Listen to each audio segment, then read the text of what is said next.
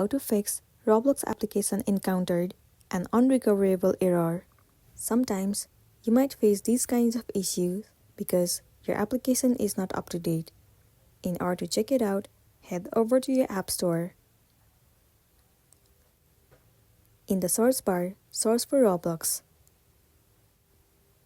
Move into this app. Right here instead of Open, if you see the option of Update, then your application is not up to date. So simply tap on Update and update your app.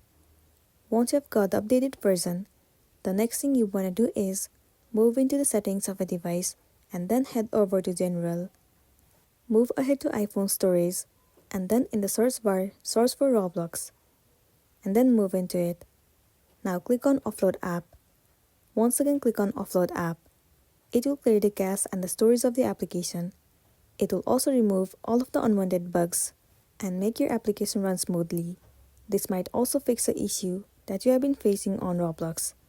After that, you might be good to go. That's a wrap for this video. Make sure to smash the like button and consider subscribing to our channel. We'll be seeing you in the next video. Thank you.